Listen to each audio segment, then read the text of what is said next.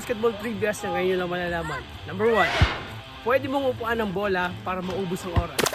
Tama ang dinig nyo mga kabola, pero nung unang panahon to, pwede mong upuan ng bola kung gusto mong umubos ng oras.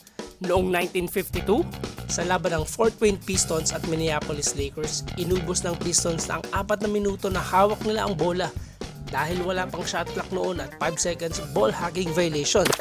Number 2, aksidente lang na na-discover ang jump shot ni Kenny Saylor sa NCAA. Aksidente lang na napatalon si Kenny Saylor nung itira niya ang bola sa laban ng University of Wyoming at St. John's University. Dahil yung mga panahong yon ay set shot o yung pagbuslo sa ring na hindi tumatalon ang ginagamit. At dahil may bantay at di makita ni Kenny Saylor ang ring ay bigla siyang tumulon at itinira niya ang bola. At dahil bago sa paningin ng tao ang jump shot,